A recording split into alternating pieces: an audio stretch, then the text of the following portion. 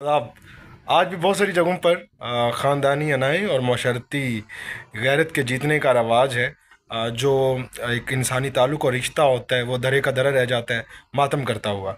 अनमोल ने बड़ी दलेरी की और जुर्रत के साथ टीवी लॉन्च के अंदर अपने भाई के सामने खड़े होकर ये कहा था कि मैं आपके कहने पर आपकी ज़ुबान की खातिर ख़ानदानी मयारात की खातिर शादी तो कर लेती हूँ जहाँ आप कह रहे हैं, लेकिन मेरे अंदर उस मर्द के लिए कोई जज्बात नहीं है। फिर शादी के बाद की जो सर्विसेज बेड सर्विसेज होती हैं वो भाई तुम दे देना। इस बात पर मेरा भाई मुझ पर चलाने लगा और मेरी माँ से मुखातिब हुआ और कहने लगा कि माँ देखो देखो इसको ये ज़ुबान कहाँ से मिली। हमने तो इसको ये ज़ुबान नहीं दी, अच्छी यूनिवर्सिटी दी, कॉलेज दिया, इसको बेहतरीन स्कूलिंग दी, इसको कपड़े अच्छे पहनने के लिए दिए और आपने इसकी तरबियत भी अच्छी की थी, लेकिन ये वाली ज़ुबान इसके पास कहाँ से आ गई। अनमोल कहती ये ज़ुबान मुझे एक्चुअली तो मेरे ख़ानदान और मेरे भाइयों ने ही दी थी। हम जो यूनिवर्सिटीज़ फ़ेलो थे, हम कोई 1.5 हफ़्ता परेशान रहे और फिर जाकर हमारी रसाई अनमोल तक हुई। वो यूनिवर्सिटी नहीं आ रही थी, हमारे फ़र्स्ट टर्म्स होने वाले थे और हम उसको ढूंढ रहे थे। बहुत बार उसका नंबर ट्राई किया, उसका नंबर बंद था। उसने अपने अब्बा का नंबर दिया हुआ था, सिर्फ़ अपने घर में से अब्बा का नंबर वो देती थी क्योंकि उसको लगता था कि अब्बा मुझसे ज़्यादा अटैच है और मोहब्बत करते हैं, और वाकई उसके अब्बा उससे मोहब्बत करते थे, भाई भी करते थे, लेकिन उन सब से ज़्यादा कंफर्टेबल वो अपने बाप के साथ थे। तो उनका कारोबार था उनके बाप का, जो वो मौसमी फ़्रूट होता है, जैसे किन्नू का मौसम है या मौसम है आम का, तो वो यूएई में भेजते थे, तजारत करते थे उसकी फ़्रूट की, सीज़नल फ़्रूट की ना। तो उसने कहा था कि जब मेरा बाप आउट ऑफ कंट्री होगा तो उनका नंबर बंद होगा। ये तो अंडरस्टूड था कि उसके अब्बा जो हैं वो आउट ऑफ कंट्री हैं और फैमिली में उसका नंबर हमारे पास और किसी का नहीं था। पीटीसीएल हम बार बार ट्राई करते थे, बेल जाती थी, कोई नहीं उठाता था।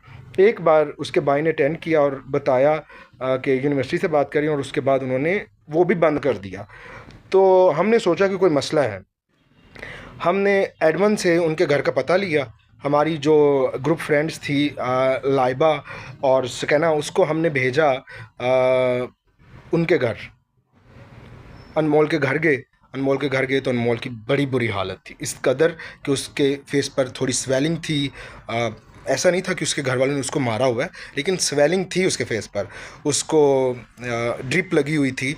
और उसकी माँ ने कहा कि बस ये बीमार है, इसको कोई इश्यूज़ चल रहे हैं और डिप्रेशन में भी है और एंजाइटी में। तो हमने कहा, लाइबा कहती है कि हमने कहा कि आपने आंटी पूछा नहीं उससे, उसने कुछ आपसे बयान नहीं किया। तो उसकी अम्मा ने कहा कि हाँ इसको कोई दौरे पड़ रहे हैं, आप ऐसा करो कि इसको कायल करो यूनिवर्सिटी जाने के लिए, ये शायद आप लोगों के साथ घुल मिल जाए और दोबारा नॉर्मल अपनी लाइफ की तरफ आए। लाइबा कहती है मैंने और स्कैना ने और सायरा ने मिलकर जो है वो कोशिश की, बुलाया, इसको कहा कि तुम कल यूनिवर्सिटी आओ। वो इस बात पर कायल नहीं हो रही थी, लेकिन हमने उसके साथ ज़िद की और कहा कि वहाँ पर जो हमारे दोस्त हैं हारून और साकिब दोनों, वो भी परेशान हैं, तो तुम आओ। तो अनमोल, सायरा, लाइबा और स्कैना के कहने पर वो यूनिवर्सिटी आने पर रजामंद हुई। तो लाइबा कहती है हमने कहा कि हम कल इकट्ठी आएंगी ऊबर पर, तो ऐसा करेंगी तुम्हें भी यहाँ से पिक कर लेंगी, तो हम इकट्ठी चले जाएंगी। तो कहती मेरा चूँकि घर रास्ते में आता है, लाइबा कहती, तो उसी रास्ते से मैंने आता था, मैंने फिर अनमोल को भी पिक कर लिया। अनमोल को वो लेकर आई, हमने हम सब लोग बैठे हुए थे।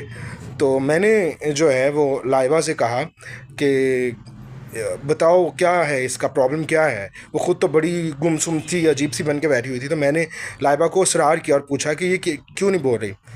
मैंने फिर अनमोल को साइड पे लेके गया, मैंने कहा बेटा क्या बात है, बताओ मसला क्या है, इस तरह क्यों हो, हम सब लोग यहाँ अलग परेशान हैं, तुम घर में परेशान हो, तुम्हारे घर के तमाम नंबर्स बंद है, तुम्हारे भाई का नंबर हमारे पास नहीं है, किसी भी भाई का नंबर नहीं है, और तुम्हारे अब्बा का नंबर डेफिनेटली बंद होगा। हम अंडरस्टैंड कर गए थे कि वो बाहर हैं, आउट ऑफ कंट्री गए हुए हैं, तो तुम बताओ क्या मसला है। वो यहाँ से शुरू हुई, कहती भाई आपको पता है कि मैं अपने भाइयों से 7 साल, एक से 9 साल और एक से 7 साल छोटी हूँ, यानी मैं 7 साल के वक्फे से पैदा हुई हूँ। और मैं इसलिए पैदा हुई थी कि बाप के जो जनाजे हैं वो बेटी के बगैर नहीं सजते। तो पहले तो मुझे ये बात तसल्ली देती थी कि मैं, ये मौत जो है ये एक हकीकत है, तो ये एक अच्छी रवायत है, लोग ये इस तरह टिपिकल सोचते हैं। लेकिन कहते हैं कि अब ये बात मुझे इंतहाई तकलीफ़ देती है, और मैं कहती हूँ कि मैं पैदा ही क्यों हुई थी। तो मैंने उसको कहा कि अनमोल क्या हुआ है, इस कदर तुम इतना तल्ख तो नहीं कभी बोली, तुम्हारे दो रिलेशंस थे, वो दोनों रिलेशन चले गए, तुम इतनी अजियत से गुजरी, लेकिन इतना तल्ख तुम कभी नहीं हुई। दो रिलेशन उसके ये थे कि एक, हम जब पंजाब कॉलेज में थे तो पंजाब कॉलेज में उसका अफेयर था, तो पंजाब कॉलेज में उसका अफेयर जो है वो मतलब लड़के ने खूब उसके साथ उठा बैठा, डेटिंग शेटिंग की, लेकिन वो सक्सेसफुल नहीं हो सका। और धोखे के लिए जो जो आप तसव्वुर कर लें, जो जो अनासर होते हैं, जो जो रीज़न्स होती हैं, वो सब थी। बहरहाल वो उसका ब्रेकअप हो गया पंजाब कॉलेज में। पंजाब कॉलेज में ब्रेकअप होने के बाद हमने उसको समझाया, उससे थोड़ी बातचीत की, और हम उसको अपने साथ कैरी करते रहे, और फिर वो अल्टीमेटली उस डिप्रेशन से निकल गई। फिर जब वो यहाँ आई ना यूनिवर्सिटी में, तो उसको एक डेढ़ साल के बाद मतलब थोड़ा उसको फील हुआ, 6-7 महीने के बाद, हमारा 1 साल होने वाला था तकरीबन, डेढ़ साल, सॉरी मैं ज़्यादा बता रहा हूँ।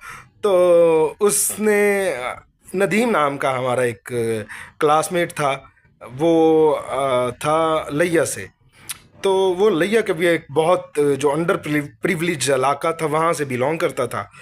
अच्छा, वो नदीम इंतहाई सादा था, लेकिन हम जो कहानियों के अंदर, अफसाने के अंदर एक मर्द के लिए जो खूबियाँ लिखते हैं, उसकी छाती इतनी चौड़ी, उसकी मूछें इतनी घनी, वो कद काट का अच्छा लंबा शीजवान, उसका रंग बड़ा मुश्की रंग था, तो ये सारी खासियतें नदीम के अंदर मौजूद थीं।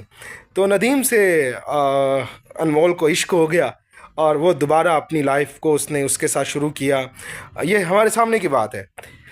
उसके साथ फिर एक बड़ी ट्रेजेडी हो गई जब उसके अनमोल ने अपने घर वालों से बात की, अपने घर वालों को मनाया, और उसके घर वाले मान भी गए उसकी शादी करने के लिए। तो नदीम ने अब जाकर बात करनी थी। नदीम को हमने भेजा, हमारी कुछ छुट्टियां आई, तो उसकी छुट्टियां वो अपने घर में गुजारने के लिए गया। अब उसने उधर जाकर बात करनी थी। वो बात करने लगा, बात करते की जब उसने जाकर, तो कुछ दिन तो उसका कोई राब्ता ही ना हुआ नदीम से ना। नदीम का नंबर बंद था, तकरीबन 1 हफ़्ता गुजर गया और नंबर उसका बंद रहा। लेकिन हमने उसको कहा कि उधर कोई चले प्रॉब्लम होगी, हो सकता है उसका मोबाइल छिन गया हो या कोई प्रॉब्लम हो। तो खैर उसने कोई इस बात को ज़्यादा डिप्रेसिव नहीं लिया, अनमोल ने कोई इस बात को ज़्यादा फील नहीं किया, और वो हमारे कहने के मुताबिक चलती रही चलती रही। और फिर एक दिन नदीम की कॉल आती है।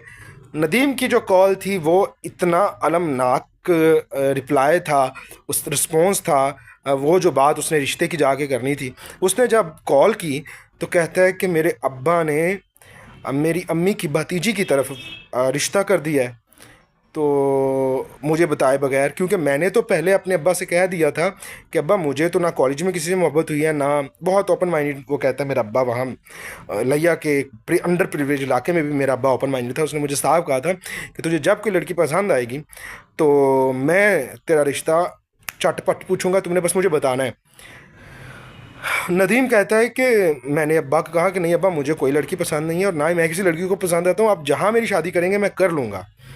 अब्बा ने और अम्मा ने मेरी अम्मा की जो मेरी मासी की बेटी है, वो तीनों बेटियां ही हैं, और मेरी मासी का खामद है नहीं, और उन्होंने दूसरी शादी भी नहीं की, तो बेटियों को उन्होंने पढ़ाया लिखाया, तो बड़ी मुश्किल लाइफ थी। तो अम्मा बड़ी हैप्पी थी कि मेरी बहन के सर का एक दोबारा से जो है वो बन गया है कोई मालिक, मेरी बहन की बेटियों का चले मेरा ही बेटा होगा जो उनकी रखवाली कर सकेगा, तो उनको एक आसरा, अच्छा आसरा मिल जाएगा। तो उसकी माँ तो इस बात से बड़ी खुश थी। जब उसने जाकर बात की नदीम की माँ को, 1 हफ़्ता वो मनाता रहा, इसकी वजह से उसको, उसकी माँ को एक बार मतलब अटैक हुआ फालिज का, और उसकी बायां बाजू और टांग दोनों फालिज का शिकार हो गई। नदीम ने जब कॉल की और ये सारी सिचुएशन बताई, तो हमारे सामने उसने कॉल सुनी अनमोल ने, और अनमोल ने वो कॉल कोई लफ्ज़ बोले बगैर वो कॉल कट कर दी। नदीम ने यूनिवर्सिटी से क्विट कर लिया, उसने अपनी स्टडीज़ को जारी नहीं रखा। उसके लिए भी अजियतनाक होगा डेफिनेटली, तकलीफ़ का बाइस होगा, बहुत ज़्यादा मुश्किल हुई होगी, लेकिन अनमोल का बहुत बुरा हाल था, वो उस डिप्रेशन से नहीं निकल रही थी। बहरहाल हमने करते कराते ये वाला सिलसिला भी उसको समझाया, और मेरी ये सजेशन थी अनमोल को कि अनमोल तुम शादी कर लो, अपने घर वाले से कहो, तुम इस तकलीफ़ से, इन अजियतों से निकल जाओगी। जब इंसान के पास एक मर्द होता है और किसी भी औरत के जज्बात हों या मर्द के जज्बात हों, तो दोनों को एक दूसरे की ज़रूरत रहती है। ये बिल्कुल बेड नीड्स की बात नहीं हो रही, कोई सेक्सुअली नीड्स की बात नहीं हो रही, ये तो बात एक रियलिटी पर हो रही है। हम चूँकि एक ऐसा मैरिटल स्टेटस का ये मुआशरा है, तो जब शादी की बात आती है तो हमारी परवरिश में ही ये बात पलती रहती है, और बिल आखिर हम खुद ब खुद इस बात के लिए तैयार हो जाते हैं। एक वक्त में औरत खुद या लड़की खुद कहने लगती है, मर्द खुद कहने लगता है कि अब मेरी शादी होनी चाहिए। तो ये तो हमारे समाज का हिस्सा है, इसमें कोई वो नहीं है। तो मैंने उसको कहा कि अनमोल तुम शादी कर लो। अनमोल शादी के लिए तैयार हो गई। अनमोल ने अपने घर में बात की, उसके अब्बा की नज़र में एक रिश्ता था, तो वो रिश्ता गुजरावाला से था। उसका नाम है साकिब, और साकिब जो है उसको प्यार से साकी साकी कहते हैं। तो साकी एक अमीर घराने का लड़का है। उसकी वहाँ पर उनकी फैक्ट्री है। ये जो खेतों में होते हैं ना हल और मशीनें, जितनी रूटावाटर्स और ये वाली मशीनें जो खेलियाँ तैयार करती हैं, जो खेतों को बराबर करती हैं, या गंदम काटने के लिए मशीनें होती हैं, तो ये सारी मशीनें तैयार होती हैं वहाँ पर। उन्होंने कुछ असेंबल करते हैं वो मशीनों को ना। तो बड़े रिचेस्ट लोग थे, और वहाँ उसका रिश्ता हो गया। बड़ी खुशनसीब, हम सब लोग बड़े खुश। अच्छा, अनमोल उससे बात कर रही थी मुसलसल। अनमोल ने जब जब उससे बात की तो मुझे उसने एक हफ़्ता पहले, 2 हफ्ते 3 हफ्ते पहले बताना शुरू किया।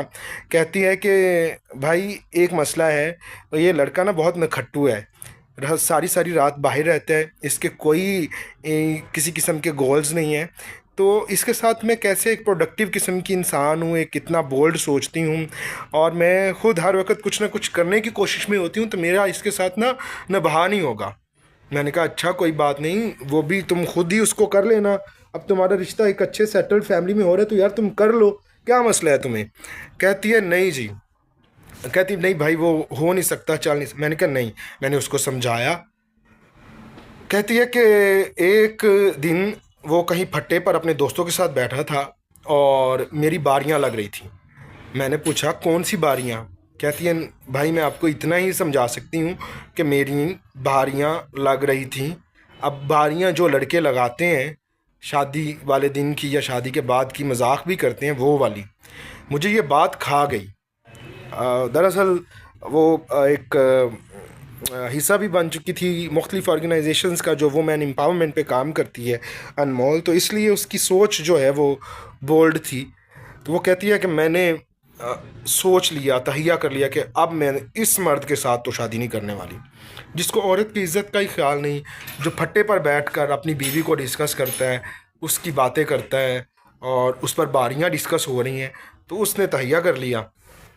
अब इसी हफ्ते के दौरान अचानक अनमोल गायब हुई है। अनमोल ने गायब हुई है तो हमने उसको ढूंढना शुरू किया।